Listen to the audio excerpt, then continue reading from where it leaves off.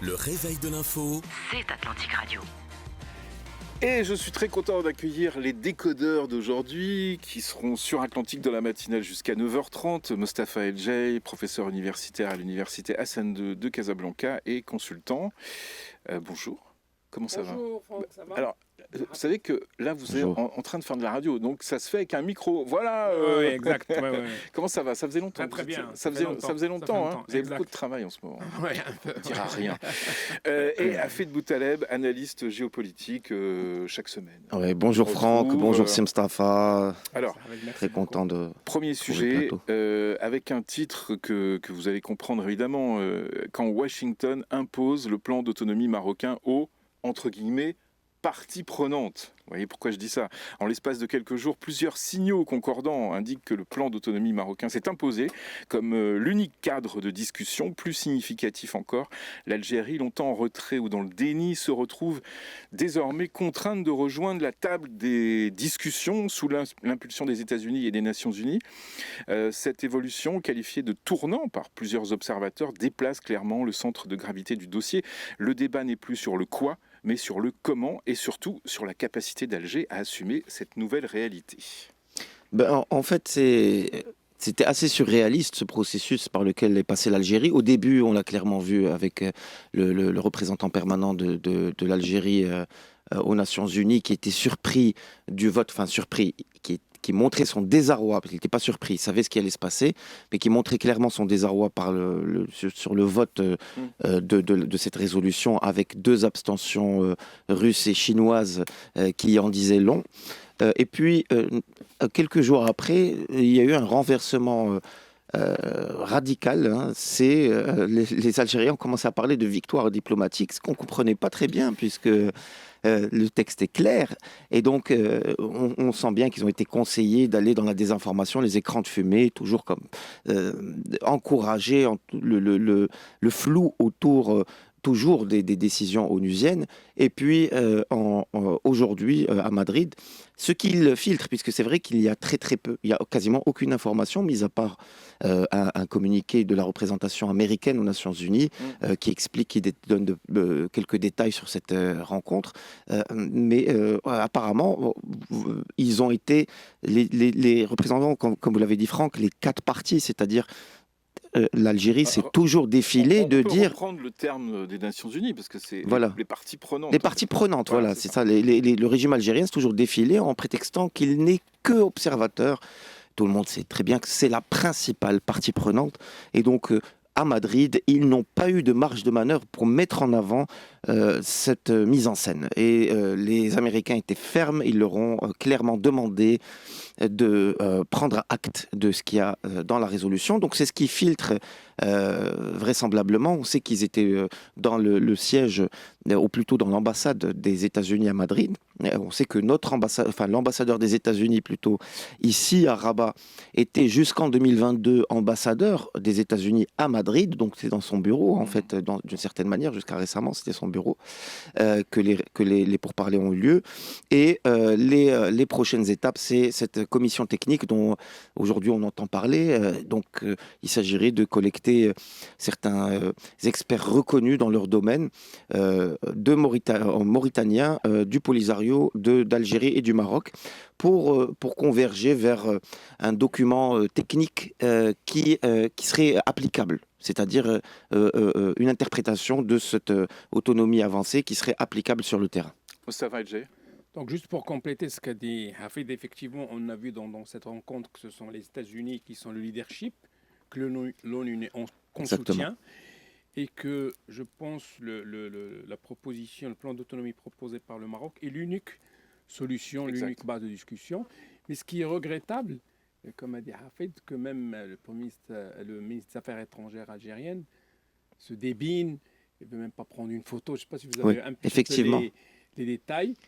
Ils ont refusé, les Algériens, de s'afficher sur la photo avec les Marocains. Ne dites pas que ça vous étonne. Bon, ça va descendre aussi bas. Oui, exactement. Donc, je pense que c'est un franc succès pour la diplomatie marocaine. Maintenant, il y a de ces commissions, il faut être très vigilant aussi. Ok, ben Parce que quand on va, rentre on dans va en les parler, détails, mais justement, ce que vous venez de dire, c'est intéressant là. En quoi l'implication active de Washington modifie-t-elle la dynamique traditionnelle en fait, du dossier qui est porté par les Nations Unies, avec le rythme des très Nations lent. Unies, avec ce langage diplomatique? Là, on a l'impression que c'est la feuille de route des Américains. Mais en fait, les Américains ont toujours été très actifs sur ce dossier, pas nécessairement en faveur du Maroc dans l'histoire. Ils ont aussi été, des fois, par moments, notamment à la fin des années 70, assez en défaveur du Maroc, hein. Pourtant, à l'époque, alliés des États-Unis pendant la guerre froide, ils sont aussi les porte-plumes aux Oui. Nations Unies. Ils ont débloqué ce dossier par ce tweet de Donald Trump le 10 décembre 2020 il y a un avant et un après, qui a permis véritablement au Maroc de muscler un peu, on a déjà évoqué ça, Franck, ici, de muscler un peu son approche par rapport à ses partenaires européens pour pouvoir vraiment faire avancer ce qui était une impasse et qui aurait pu durer encore des décennies, qui continue d'ailleurs, mais on peut aujourd'hui peut-être dire qu'on voit le bout du tunnel, parce que effectivement, on a l'impression que Donald Trump veut au maximum, dans son tableau de chasse, comme on dit, avoir le maximum de, paradoxalement, tableau de chasse, le maximum de conflits réglés. Et sortir par la grande porte en tant que président, en ayant réglé le maximum de conflits sur Terre, être l'homme de la paix, et montrer que c'est lui l'homme de la paix, et c'est pas cette intelligentsia Washington, New York, qui détient la palme, hein. C'est surtout lui, c'est ça, il y a vraiment cette hubris d'ego, mais il y a aussi une perspective à l'international portée par les Américains, qui est qu'ils souhaitent se désengager de plusieurs théâtres d'opération à l'international pour se focuser sur le Western Hemisphere, c'est-à-dire l'hémisphère occidental. Le Maroc fait partie de cet hémisphère occidental. Ils veulent donc une façade atlantique africaine qui leur est la plus proche, qui soit le plus paisible possible et le plus pacifié possible. Et aujourd'hui, ce n'est pas le cas, puisque dans le Sahel, il y a une insurrection, le Polisario est directement lié. On a eu des déclarations, Ted Cruz, sénateur du Texas, qui clairement pointe du doigt la collusion du Polisario avec le terrorisme au Sahel. En 2021, rappelons-nous l'exécution de Abou Walid Sahraoui, qui est d'origine vraiment des camps de séquestrés de Tindouf, et qui est devenu un des grands de l'État islamique, donc, ou de Daesh plutôt. Et donc là, clairement, les Américains souhaitent une pacification du Sahel. Ils ont compris que le Polisario, c'est un des maillons, ou si ce n'est le maillon essentiel du pourrissement au Sahel, et ils veulent éteindre ce foyer, là où peut-être d'autres intérêts américains préalables, on se souvient des postures des démocrates, n'y voyaient pas un enjeu aussi stratégique jusqu'à ce qu'arrive ce pourrissement. Et puis surtout, comme le disent d'autres aux États-Unis, d'autres sénateurs, ça a été la voie d'entrée des Russes et de Poutine, c'est ce qu'ils disent, dans le Sahel, à cause de cette position de la CIA, malheureusement, sur des décennies, qui n'a pas tranché en faveur de l'allié dans la région qui est le Maroc. Moussa Felgey. Juste pour compléter, je pense que Hafed a fait le tour. Il n'a pas fini même. Oui, exact, tout à fait. Donc, on a vu que le processus de l'ONU, maintenant, il est lent, comme on l'a constaté. Ça prend maintenant plusieurs décennies. Je pense que c'est parmi les plus vieux litiges dans le monde. Et que, heureusement, qu'il y a ce leadership américain, une volonté donc, de Trump de trouver une solution à ce problème. Bon, le Maroc, comme on sait, il est dans son Sahara. Le Sahara est dans son Maroc, comme on dit. Nous, on avance. Vous avez vu tous les grands chantiers structurants lancés donc, sous l'égide de Sa Majesté. Et ça ne peut que conforter la position du Maroc. Mais non, moi, ces commissions techniques, il faut quand même que le Maroc soit vigilant, parce que parfois le diable se cache dans le détail. Comment on va faire, quels sont le process, etc. Et le Maroc a tout intérêt à être très vigilant, à suivre de très près. Et je pense que c'est le cas. On va en reparler juste après le journal de Karim Droné, mais puisque ce sont les États-Unis, moi je peux pas. Je vous écoute toutes les semaines, Hafid Boutaleb. Pour moi, négo avec États-Unis égale deal. Est-ce que les États-Unis vont chercher des deals qui n'auront pas forcément de rapport avec l'autonomie, avec l'Algérie? Bien sûr, évidemment. Pour les calmer un évidemment, peu. Évidemment, on a parlé. Sabri Bokadoum, représentant encore une fois des nations, de l'Algérie, ou plutôt ambassadeur de l'Algérie aux États-Unis, avait dit le ciel est ouvert, je crois, c'était the sky is the limit. Voilà, il avait dit la limite c'est le ciel, c'est-à-dire tout en Algérie pourrait être à disposition des Américains, peut-être même le peuple algérien lui-même, juste pourvu qu'il ne change pas de position sur le Sahara. À tel point, c'est ça, hein, on voit à quel point le régime algérien est impliqué et continue. C'est vraiment une posture d'une arrogance sans précédent, je crois. C'est une arrogance sans précédent d'un régime, c'est du jamais vu, une arrogance pareille. Et donc, je pense qu'aujourd'hui, il va falloir passer à la caisse. Hein. Une telle arrogance, je pense que ça se paye. Voilà. Les décodeurs jusqu'à 9h30, on va se retrouver après les infos. On reparle un petit peu de ce dossier et puis après on parlera de corruption. Eh oui, le rapport, l'indice de perception de la corruption de Transparency International qu'on attend chaque année est tombé hier et le Maroc recule. On en parlera tout à l'heure. Les décodeurs jusqu'à 9h30 avec aujourd'hui Mustapha Elgé, professeur universitaire à l'Université Hassan II de Casablanca et consultant, et Hafid Boutaleb, analyste géopolitique. On continue à parler un tout petit peu de ce qui s'est passé dimanche à Madrid à l'initiative des États-Unis entre les parties prenantes, entre guillemets, le Maroc, l'Algérie, le Polisario et la Mauritanie.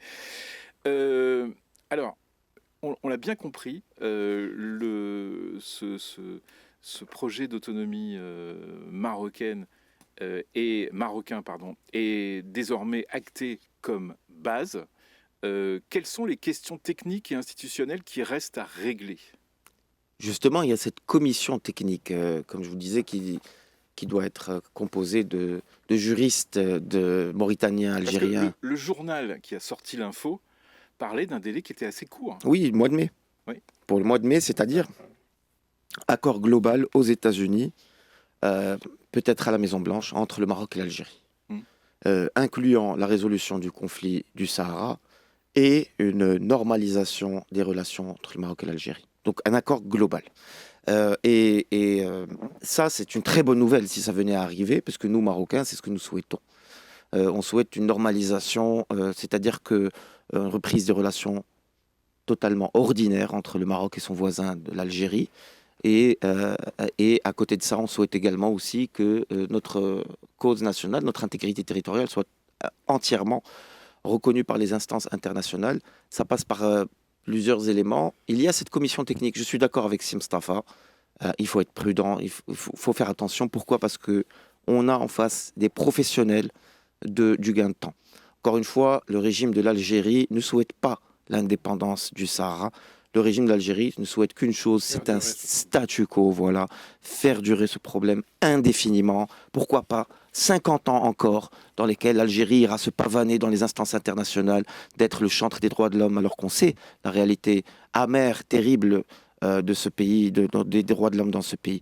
Et donc, et en plus, encore une fois, gagner du temps devant l'opinion publique interne en Algérie, la distraire des véritables enjeux et des véritables challenges. Et donc, on a en face de nous Ataf, donc encore une fois, un professionnel du gain de temps, qui a demandé d'ailleurs un peu de temps. Alors je pense qu'il ne faut pas rentrer dans cette logique, il faut vraiment la dénoncer.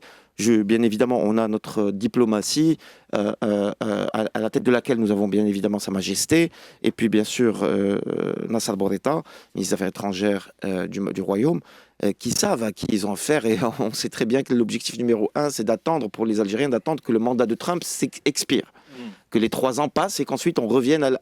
Et il y en a aux États-Unis qui leur promettent qu'une fois que le mandat de Trump est fini, on reviendra à de sempiternelles discussions, etc.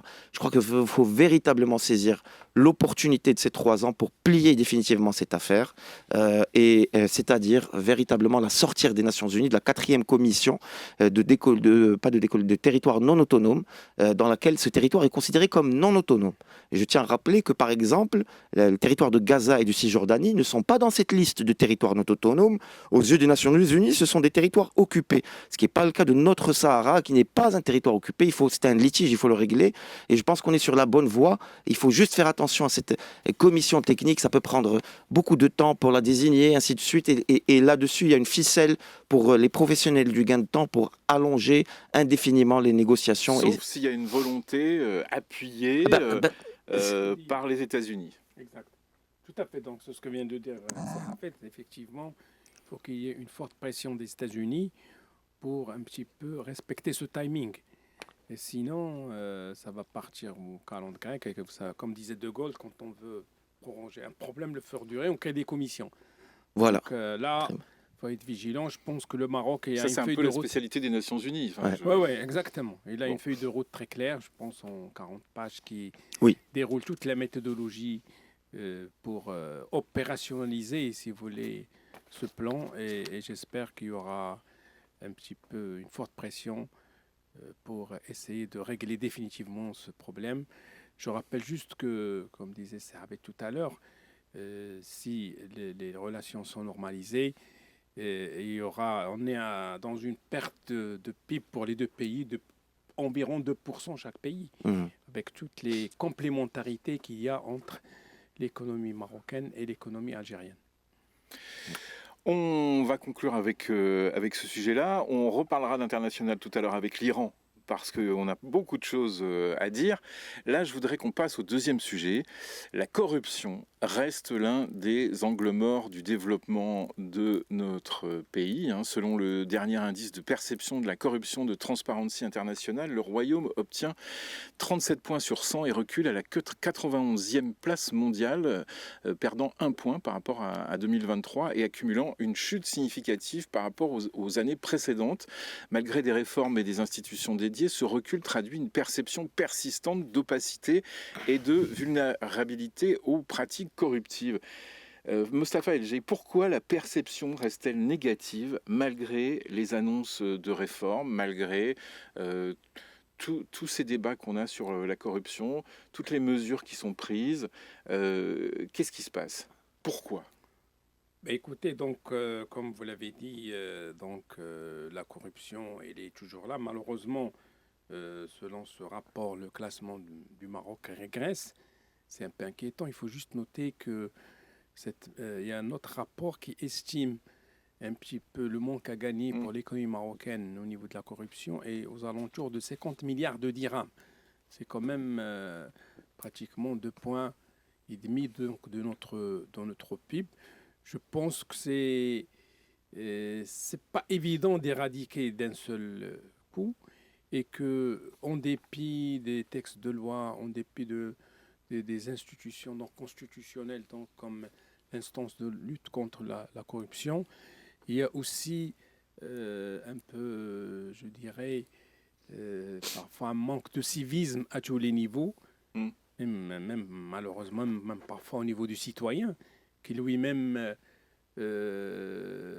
mais ça, on appelle ça généralement la petite corruption. On a tendance à la c'est adoucir. à tous les niveaux. Donc, ça va des marchés publics jusqu'au déblocage des fonds des marchés publics, jusqu'à la petite corruption. Donc, à mon sens, il faut beaucoup plus de temps, il faut plus de sensibilisation, il faut encore des mesures très fermes et des sanctions très sévères pour essayer de réduire progressivement. Mais je ne pense pas que d'un seul coup, on pourra un petit peu éradiquer ce phénomène. Et ce qui est encore plus inquiétant, si ce rapport, je dirais, est basé sur des faits, sur des méthodologies scientifiques. C'est un baromètre qu'on suit depuis des années. Tout à fait. C'est que ce qui est inquiétant, c'est qu'on regresse, c'est que ça s'entue. Comme nous le savons, dans le climat des affaires, c'est un des critères que l'investisseur regarde parmi d'autres, mais qui a un poids quand même très important. Bon, apparemment, puisque les investissements étrangers ont progressé, c'était pas un frein cette année, en tout cas. Oui, bon, ils peuvent progresser, donc je dirais, pour d'autres régions. D'abord, moi, je pense qu'on est en deçà du potentiel du Maroc, par sa stabilité, de sa position géostratégique. Mais ça peut être un point de blocage, et ça a été dit même dans d'autres rapports sur le climat des affaires au Maroc. Vous avez dit combien? 50 milliards? Oui, on estime à 50 milliards de dirhams. Donc, le manque à gagner pour l'économie marocaine, bon, c'est une estimation, c'est un rapport parmi d'autres, mais qu'on retrouve dans d'autres rapports auprès de d'autres institutions. 50 milliards de dirhams, c'est aussi à peu près le manque à gagner du non-Maghreb, c'est-à-dire du fait qu'il n'y ait pas d'intégration régionale. Donc, s'il suffit de combattre la corruption et d'ouvrir les frontières, on aura un taux de croissance de 5%. Bon, c'est caricatural, bien évidemment. C'est caricatural. Non, sur ça, c'est vrai que ça freine les Vous investissements savez que c'est une année étrangers. électorale et vous pouvez peut-être vous présenter hein, Ah non, avec non, un mais programme non, je préfère de ce passer chez genre. les décodeurs, tranquillou. Ok. Non, mais c'est vrai que ça ralentit, même si on prend le point de vue américain, les Américains veulent beaucoup investir en Afrique parce qu'ils veulent contrebalancer ce poids des Chinois et des Russes, mais ils n'ont pas cette culture de la corruption, en Ouais. tout cas, comme vous disiez, à plusieurs échelles, et ça les ralentit. Même au Maroc, il y a un potentiel gigantesque. On a vu là cette annonce d'un investissement de 4 milliards et demi à la Youn pour de l'hydrogène vert avec une première tranche de Bien 1 sûr. milliard et demi de dollars. Hmm. De dollars, ça fait une première tranche de 15 milliards de dirhams. Mais on pourrait en avoir plus avec un meilleur climat des affaires. Ça se sait. Bon, les réformes sont en cours et je crois que bon. Ouais. Mais c'est vrai que si on régresse, c'est pas une bonne nouvelle. Vous Si on pensez régresse dans ce classement. vous pensez que c'est aussi la raison pour laquelle les Américains sont un peu en retrait en Afrique Oui, par oui. rapport à d'autres nations? Ils comprennent pas très bien le fonctionnement. Il y a des choses, par exemple, l'expropriation que l'on trouve beaucoup au Maroc, qui est utilisée par les pouvoirs publics, c'est une aberration aux États-Unis. Il ne comprendrait pas un investisseur américain, vous lui parlez d'expropriation, il ne comprend plus rien. Mhm. Pour lui, la propriété privée, c'est sacré. Donc, bon, là-dessus, se comparant à des nations comme la première puissance économique mondiale, peut-être qu'il y a certaines réformes à faire, mais de toute façon, je pense que, Monsieur Le Jay, vous avez montré quelques axes d'amélioration. Je crois qu'on n'a pas le choix. Hein. Il faut aller sur ce sens-là où on Bien perdra sûr. pas mal de Il monde. faut, Hein. C'est comme faut, à ça. mon sens aussi, remettre le texte projet de loi sur l'enrichissement illicite, donc, qui a été retiré par le gouvernement.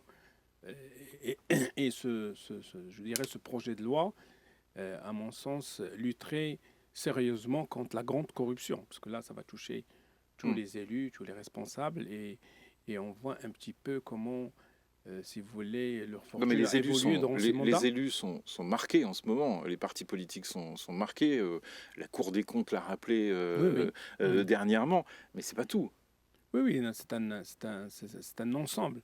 Mais je pense que ce projet de loi, s'il est donc remis et voté, il va, à mon sens, réduire d'une manière drastique. Parce que là, on voit un petit peu l'évolution de fortune des différents responsables, notamment les élus, où, a priori, d'après pas mal d'études, c'est là où il y a la grande corruption, notamment, comme je disais tout à l'heure, au niveau des grands marchés, des marchés Hmm. publics et tout ce qui s'ensuit. Et ça peut être un élément, je dirais, factuel pour comparer l'évolution de fortune de ces personnes. Et là, on a déjà vu des cas, si vous voulez, dans pas mal d'exemples, avec pas mal d'élus, en dépit des efforts qui sont faits par la Cour des comptes, en dépit des efforts qui sont faits par l'instance. Nous avons une instance contre la corruption et qui essaie un petit peu de lutter sur ce phénomène qui est, pour l'avouer, mondial. Vous parlez de l'Afrique, pas être méchant, mais dans certains pays, c'est vraiment flagrant. Donc, au Maroc, on est à des niveaux un peu plus, je dirais, un peu plus de transparence. Mais moi, je pense qu'au niveau notamment des marchés publics, il y a un grand chantier à ouvrir pour essayer de lutter contre ce fléau qui pénalise. Alors, on en parle souvent dans les décodeurs. On parle souvent de cette digitalisation, y compris dans les finances. La DGI, par exemple, c'est un secteur. Le programme IGOV. Il y a énormément de digitalisation. Est-ce que c'est pas la solution finalement? Entre autres, si vous voulez, l'idée c'était d'éviter un petit peu le contact pour essayer d'abord de simplifier les procédures et éviter toute la lourdeur administrative. Et c'est une solution dans laquelle, donc, je pense, dans l'ensemble, on avance très bien dans pas mal de chantiers, dans pas mal d'administrations. Donc, je dirais, le digital est très présent. Il faut l'accentuer à plusieurs niveaux. Mais moi, je pense que le plus gros, c'est-à-dire qu'il faut qu'il y ait plus de transparence. pour essayer un petit peu de au moins atténuer et de réduire ce phénomène. Là, quand on voit que le Maroc régresse, il faut peut-être creuser un peu plus pour voir dans quel secteur ou dans quelle administration. Alors, c'est pas une régression énorme, en même temps, on va pas pleurer, Oui, oui. mais simplement, ça nous dit que le problème est encore là. Bon, Oui, donc voilà.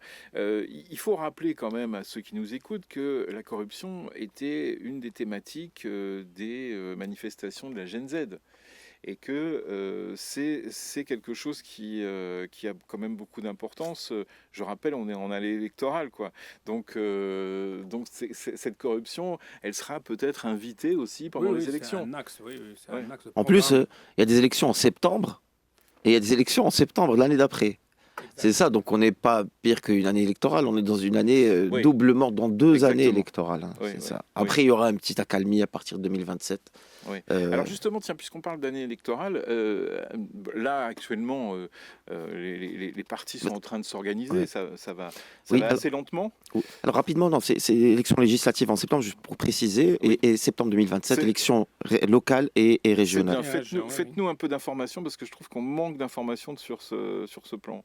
Eh bien, en septembre 2026, on a les élections parlementaires pour élire les 395 parlementaires du député de la Chambre basse, qu'on appelle la Chambre basse, et qui vont élire donc le gouvernement à majorité des députés. C'est à peu près 197, je pense que ceux qui atteignent les 197, ils ont la majorité. Mhm. Et puis, une année plus tard, nous aurons les élections donc des collectivités territoriales, notamment les municipalités. Et les régions. Voilà, alors donc les municipales, on les connaissait depuis toujours. Et les régionales, c'est à partir de 2015. On a eu la première élection régionale, puis en 2021. Et en 2021, elle était couplée aux élections législatives. Donc on s'en souvient pas très bien. C'était législatives, municipales, exactement. Et ça tombait en même temps. Et donc 2027, ça va être les municipales et les régionales pour élire les conseils municipaux, provinciaux, ainsi de suite, d'arrondissement. Et puis, on aura les élections de régionales pour élire les conseils régionaux, les présidents de région. Voilà. Puisqu'il nous reste 2 minutes, on va laisser de côté un peu la corruption. De toute façon, on aura l'occasion d'en reparler. C'est un sujet récurrent, comme on dit. À votre avis, quelles seront les grandes thématiques de ces élections L'emploi, évidemment. Emploi, oui. Bien sûr, comme d'habitude. Ouais.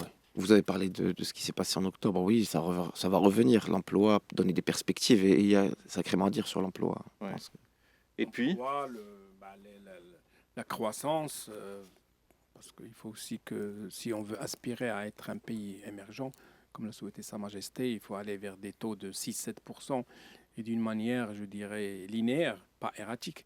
Et il faut qu'on le fasse sur 5-6 ans minimum. Bon, il y a d'autres chantiers. Il y a aussi le climat des affaires, entre autres. C'est un très bon sujet pour et des thématiques qui intéressent, j'allais dire, la population. Oui, oui. Le pouvoir d'achat, par Bah ouais, exemple. le pouvoir c'est très d'achat, les important. disparités sociales et spatiales, c'est des grands chantiers. C'est-à-dire qu'il y a toujours, à mon sens, La protection il fait- sociale. oui, il faut Ouais. l'achever. Il y a donc des feuilles de route et une vision royale qu'il faut décliner et les choses sont très très claires. Donc, si on travaille déjà sur cette inclusion, les disparités sociales, spatiales, et si on travaille aussi sur, ça va de soi, sur l'emploi, surtout les jeunes, nous avons des taux de chômage qui atteignent parfois 34-40% dans certaines régions. Donc, ce sont des sujets, et ça a été dit, on a même vu dans le mouvement donc, de cette Gen Z à travers le monde entier, ce sont les sujets qui reviennent tout le temps. Et on va avoir point d'interrogation sur le chef du gouvernement que Sa Majesté va nommer, puisqu'en 2021, on avait à peu près une idée. En 2016 aussi, en 2011 aussi. C'est vrai que ça fait un moment qu'on n'a pas eu une élection où véritable point d'interrogation sur qui va se relayer à la tête du parti qui va gouvernement, la venir. primature, ben oui, le parti. Ouais. Et puis aussi l'homme qui dirigera. Hein, Et le genre, hein, peut-être on aura une femme. Hein. Ou peut-être, effectivement, Pourquoi pas. peut-être, c'est ouvert. On espère, évidemment. on espère, On espère, évidemment. exact. Merci pour ce sujet. On va repartir à l'étranger après les informations de Mourad Baba, puisqu'on va reparler de ce qui se passe en Iran, de ce qui s'est passé après la rencontre entre les États-Unis et l'Iran à Oman. C'était la semaine dernière. Il est 9h. Les débats express. Les débats express, alors je dois dire un peu organisé pour Hafid Boutaleb, là, hein, c'est-à-dire que vraiment c'est le question pour un champion du mercredi. J'ai fait une fausse ouverture. Hafid Boutaleb, ça vous gêne pas? Non, pas du tout. En termes de radio, on a prévu de faire une ouverture, mais en fait on fait une fausse ouverture pour rajouter quelque chose. J'aimerais qu'on parle d'Ukraine parce qu'on a une info qui est tombée ce matin, tiens, voilà, il y a 1 heure. Kiev aurait commencé à planifier une élection présidentielle parallèlement à un référendum sur un éventuel accord de paix avec la Russie. C'est un quotidien britannique qui rapporte ça, citant des responsables ukrainiens et occidentaux proches du dossier. Ce serait une bonne nouvelle pour le peuple ukrainien qui en a marre de la guerre et dont les dirigeants ne continuent que de parler de guerre. Ça, c'est du jamais vu. On peut évidemment être solidaire avec ce peuple qui perd des parties de son territoire, qui est en guerre contre une des grandes puissances du monde militaire, c'est la Russie.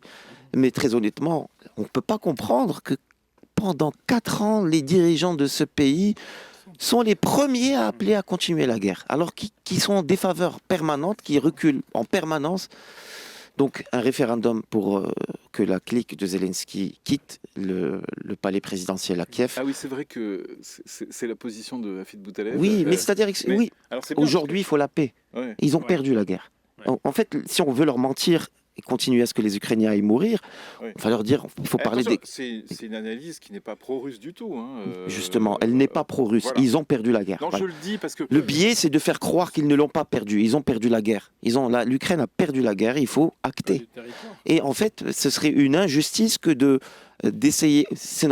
Essayer d'aménager une sortie pour les Ukrainiens, c'est louable. Mais c'est une injustice de leur faire épargner les conséquences d'une guerre en faisant tout sur le dos des Européens pour que, soi-disant, l'Ukraine sorte par la grande porte, alors qu'en réalité, elle a perdu la guerre. Il faut qu'elle subisse la loi, la dure loi de la défaite. Maintenant qu'il y ait arrondir les angles pour préserver un peu ce peuple ukrainien meurtri, c'est louable, oui. Notamment sur les prisonniers, notamment sur certains territoires, sur certaines portions du territoire qui puissent être récupérées, notamment sur devenir membre de l'Union européenne, ce qui vraiment embête à Moscou, mais je crois que des négociations vont vers là, c'est-à-dire qu'ils pourraient, en toute souveraineté, ils ont le droit de se joindre à l'Union européenne, mais on sait qu'il y a toujours... Justement, c'est des points d'achoppement avec la Russie qui ne veut pas un pays voisin qui soit totalement féodé à l'ouest. Mais là-dessus, voilà, on peut arrondir les angles. Mais continuer à faire croire au peuple ukrainien qu'il y a une possibilité de victoire contre la Russie dans laquelle l'Ukraine renverserait, après 4 ans de guerre, les cartes sur le terrain et irait jusqu'à Moscou carrément, parce qu'il y a certains rêveurs qui allaient jusque-là, c'est totalement impossible. Hein. Franchement, c'est totalement possible. Je crois que c'est une bonne nouvelle d'aller vers des négociations de paix, vers un référendum sur les résultats des négociations, et aussi sur des élections présidentielles, puisque le mandat, rappelons-le, de Zelensky a expiré il y a 2 ans déjà. Exactement. Mustapha El G là-dessus? Ouais, moi je rejoins. Vous êtes sur la même position? Ouais, moi je suis pour la paix. Ça fait 4 ans, il y a eu trop de dégâts. Et ça perturbe, je dirais, même un petit peu je reviens au Maroc. On a vu quelles sont les conséquences de cette guerre sur le taux d'inflation. Je ne sais pas si vous le savez, mais au niveau du blé et des graines oléagineuses, la Russie et l'Ukraine, c'est 40% de la production mondiale. Et donc, cette guerre a eu même des conséquences sur les économies de pas mal de pays, dont le Maroc. Donc, il est temps que ça s'arrête. Ça fait quand même 4 ans maintenant. 4 ans, et les Européens veulent toujours accroître les sanctions. Bon, je peux comprendre que l'Europe se défende. Oui, mais en même temps, il ils y a... veulent accroître les sanctions et en même temps, ça fait longtemps qu'ils n'ont pas donné beaucoup d'argent à l'Ukraine. Oui, Ah c'est oui, oui, vrai, oui, voilà, ça fait L'Europe partie. a réduit. Ça s'est effiloché avec Ça s'est le temps, effiloché, oui, oui, oui. ça s'est effiloché. Bon, il faut rappeler aussi que la situation en Europe n'est pas très glorieuse avec cette crise Oui. due à l'énergie, due au coût de l'énergie directement lié à la guerre en Ukraine Bon, qui a vraiment alors, menacé toute l'industrie européenne. qu'est-ce qui va se passer, le scénario crédible là? Le scénario crédible, c'est peut-être s'il y a cette élection, c'est une grande nouvelle que vous venez d'annoncer, Ouais. s'il y a vraiment une élection présidentielle Ah, en Ukraine, c'est ça les décodeurs. C'était il y a moins d'une heure. et moins d'une heure, eh bien, ça veut dire un nouvel exécutif à Kiev qui négociera sur une nouvelle base avec les Russes. Et je crois que trouver des arrangements, des garanties de sécurité. Et Zelensky n'est plus du tout la personnalité, n'est plus une personne Il faut avoir d'autres interlocuteurs. Voilà, il faut avoir d'autres interlocuteurs. Et il n'y a aucun souci à aller dans ce sens-là, bien sûr. Bien sûr. Ouais. Alors, Netanyahou est dans le bureau ovale aujourd'hui avec Trump pour parler d'Iran. Pour parler essentiellement d'Iran et on va dire pour accroître la pression américaine sur l'Iran. Les négociations, enfin les pourparlers, les discussions à Oman n'ont rien donné. Les Iraniens, j'ai l'impression, sont repartis un peu énervés. Du coup, l'oppression a repris, il y a eu des arrestations. On en est où ? Eh bien, c'est encore une fois, on rappelle la boucherie sans précédent, des dizaines de milliers de personnes ciblées par les services de sécurité, assassinées dans la rue, puis des arrestations. Encore une fois, des dizaines de milliers d'arrestations dans des cachots, dans les pires conditions, avec déjà des exécutions. C'est ça sur le terrain. Il y a effectivement ce visage policé du régime iranien qui est Abbas Araghchi, qui a une véritable tête très sympathique, je vous disais un peu en off avant l'émission, avec sa petite mèche qui dépasse du turban, on croirait personnage sorti d'Aladin. Hein. Il est vraiment, il donne le visage gentil du régime, mais en réalité, on a affaire à un régime de la plus haute barbarie, ce sont des tyrans, et ils ne savent faire que ça en fait. Donc là, il n'y aura pas de changement de régime en Iran, parce que quand on tue 30 000 personnes, je crois que c'est fini. Qui osera sortir manifester dans les villes iraniennes, surtout que la répression, elle est vraiment dans les petits villages, où il y avait des scènes de répression qu'on trouve dans les grandes villes, mais dans des petits villages. Et donc, ça c'est sur le terrain en Iran. La répression dans les petits villages, ça nous rappelle des souvenirs qui ne sont pas joyeux dans plein de conflits. Oui, effectivement, c'est pas, plein de pays. C'est pas drôle. Quand on commence à s'attaquer aux petits villages. Les hameaux, etc. Ouais. Donc on a 3 points, on le disait tout à l'heure, c'est d'abord les négociations avec les États-Unis, c'est le nucléaire. Il y a 400 kilos d'uranium enrichi. Les Iraniens refusent de les remettre aux Américains. Ils veulent continuer avec cette épée de Damoclès, faire peur ils sont à 2 doigts, comme on dit depuis des années, mais en fait, ce qui est sûr, c'est qu'ils progressent vers la voie du nucléaire militaire. Donc, ils sont en train de négocier sur les potentialités du nucléaire civil et des armements nucléaires militaires possibles. Tout ça est encore flou. Le deuxième point, c'est la capacité balistique qui, justement, cible l'État d'Israël, qui est un grand allié des États-Unis dans la région. Justement, ça, c'est au menu des discussions entre Donald Trump et Benjamin Netanyahou, puisque Benjamin Netanyahou veut absolument saisir cette opportunité pour désarmer définitivement l'Iran et empêcher. On comprend que ce soit important pour lui. Oui, on comprend. Enfin, même le troisième point d'ailleurs. Et le troisième point, c'est l'armement des proxys, le financement des proxys. On connaît les proxys, Hezbollah, les Houthis, etc. On fait une pause, on revient juste après. 18, la suite des décodeurs, on continue à parler d'Iran depuis cette rencontre à Oman. Trump était pas mécontent de cette rencontre, mais on sent que c'est un négociateur. Il n'a pas envie de fermer les négos. Depuis cette rencontre, 5 figures de la coalition du Front des réformateurs ont été interpellées. C'était dimanche en Iran. Oui, et en plus... On a dit souvent avec Jawed Kardoudi, qu'on salue parce que je sais qu'il nous écoute, On a dit souvent que la solution viendrait de l'intérieur, quoi. Ouais. Mais là, ce sera compliqué qu'elle vienne de l'intérieur. Quand on parle des réformateurs, c'est vraiment les réformateurs à l'intérieur du régime. Ce sont des mollahs aussi, mais qui souhaitent une inflexion. Même eux, on ne veut pas les entendre. Même eux, ils sont mis en résidence surveillée. Même eux, des fois, ils se retrouvent en prison. Donc on voit, en fait, c'est le maximalisme de Ali Khamenei, il faut dire son nom. C'est le tyran en Iran. C'est lui qui a transformé le régime, qui était déjà un régime agressif, une dictature des années 80-90 avec Khamenei, mais qui, avec Khomeini plutôt, mais qui a empêché ce qui aurait pu être une évolution, comme on a pu observer ailleurs, et puis une inflexion. La Chine est un bon exemple. La Chine de Mao, c'est plus la Chine d'aujourd'hui. Eh bien, Ali Khamenei ne veut rien savoir. Il veut rester sur cette ligne très, très dure de répression. Et c'est vraiment malheureux, puisque là, on parle de ce peuple iranien qui a un rôle à jouer au Moyen-Orient. Mais qui s'occupe du peuple iranien en ce moment? Oui, c'est le régime, hein, toujours. Non, mais Donc, je veux dire, qui s'en occupe hors d'Iran? alors, il y a deux, Parce que il y a deux diasporas. Elles ont affaibli terriblement. On sait qu'il y a cette diaspora iranienne de 79 qui souhaite le retour du Shah. C'est très compliqué puisqu'il ne bénéficie vraisemblablement pas d'un vaste appui populaire, il faut le constater, hein, c'est comme ça. Et puis il y a la diaspora qui est venue après des difficultés économiques et qui, elle, veut s'organiser différemment, de manière moins idéologique, pour peser sur la réalité en Iran, pas nécessairement vraiment changer le régime.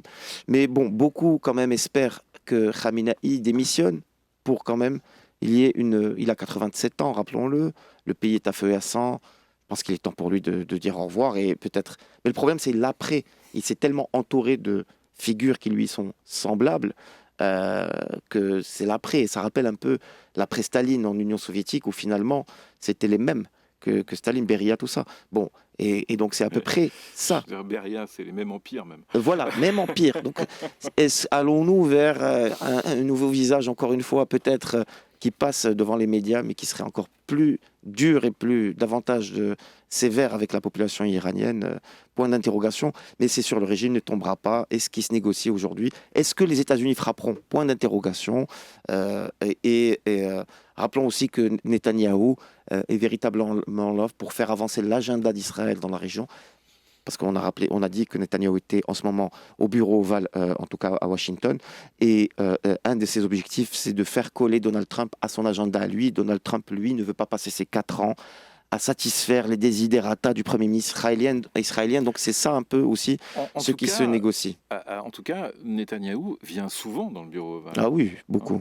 Alors, il est chez lui. Hein. Il est chez lui. Oui. Alors, faut rappeler quand même aux auditeurs qu'il ne peut pas se rendre partout. Il y a très peu de pays dans lesquels il peut se rendre. Oui. Parce qu'il avec tout ce qu'il a fait. Il a un mandat d'arrêt international. Voilà. Le génocide qu'il a fait. Exactement. Les 100 000 morts à Gaza au minimum.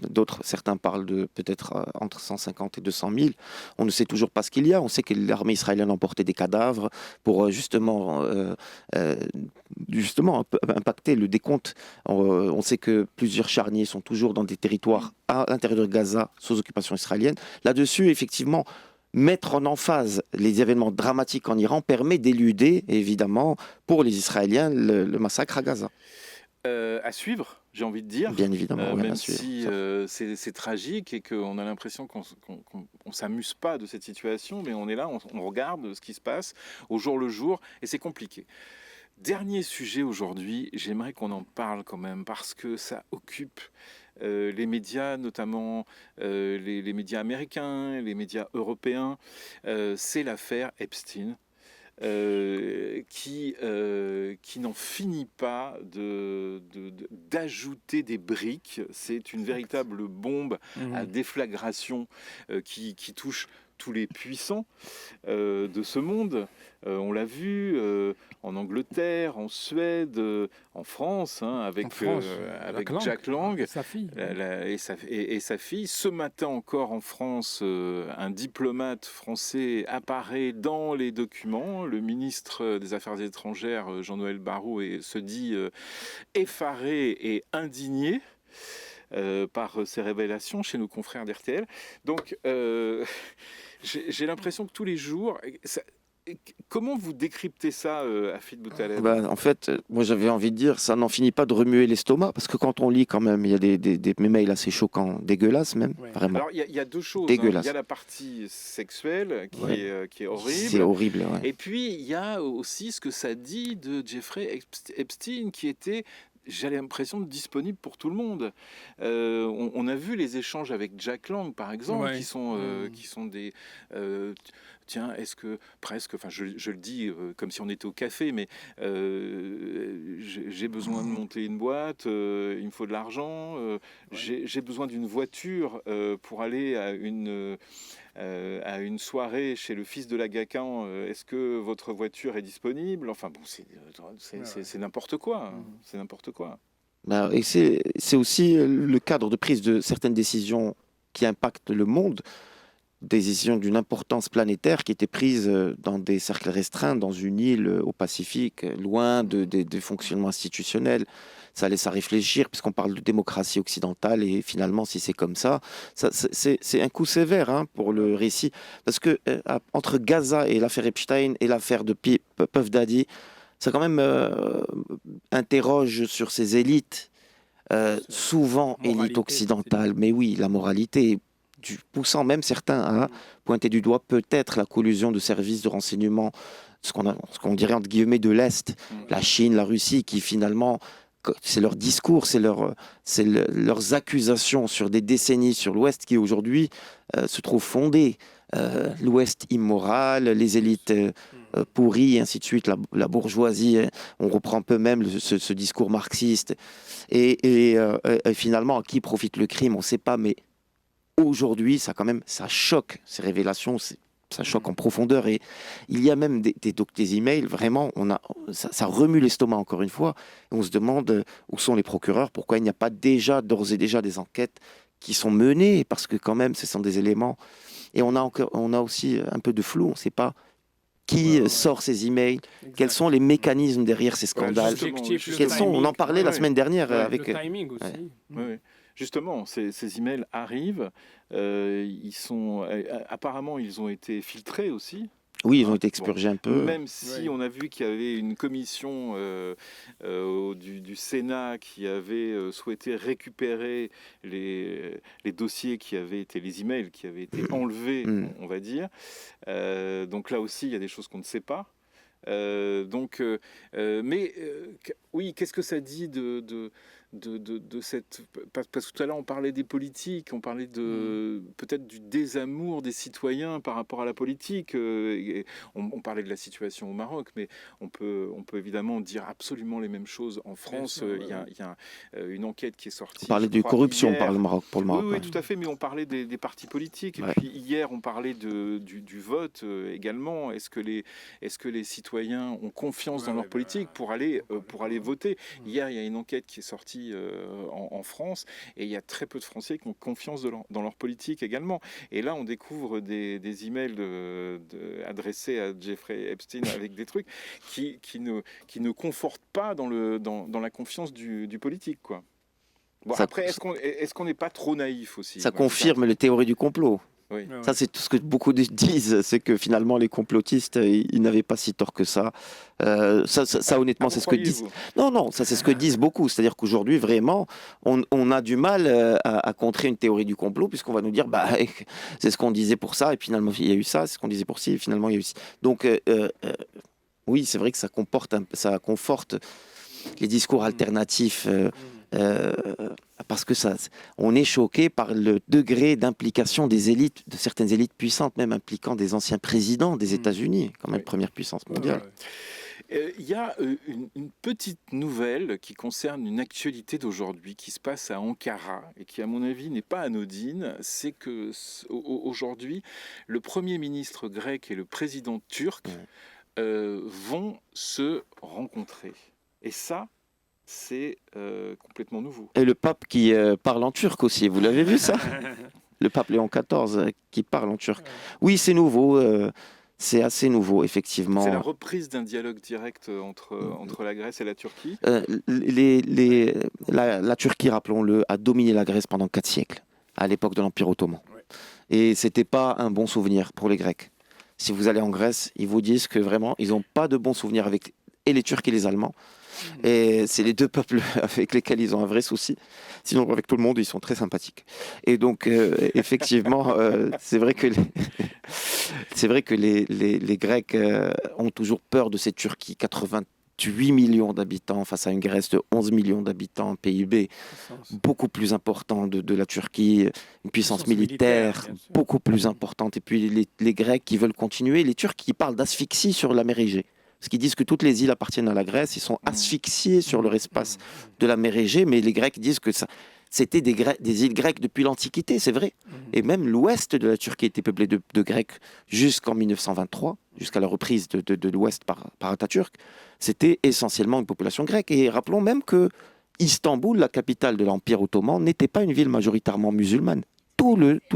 Pendant toute la période ottomane, c'était une ville majoritairement chrétienne, orthodoxe, et cela a changé avec l'arrivée au pouvoir d'Atatürk, qui a paradoxalement, il a laïcisé le pays, mais en même temps, turcisé la capitale, ce qui était la capitale Istanbul, qui fait qu'aujourd'hui, Istanbul est essentiellement une ville musulmane. Et donc, cette réconciliation turque et grecque est intéressante à plus d'un point de vue. Et c'est aussi intéressant de voir comment les Turcs utilisent aujourd'hui la Grèce pour mieux se rapprocher de l'Union européenne. Et il y a beaucoup d'investissements, ce qu'il faut dire aussi, c'est qu'il y a beaucoup d'investissements américains aussi en Grèce. Et c'est intéressant parce que la Grèce, pays quand même, faut pas oublier, ils au étaient fond en du crise trou. profonde. Voilà, oui, c'est vrai. Donc c'est un retour de la Grèce aussi. Le fait que la Turquie s'intéresse à la Grèce comme ça, c'est un retour de la Grèce peut-être à un plan un peu plus en hauteur de là où elle était. Merci messieurs. On se retrouve très bientôt dans les décodeurs. Ça fait beaucoup de sujets aujourd'hui. Dans quelques secondes, Karim Droné.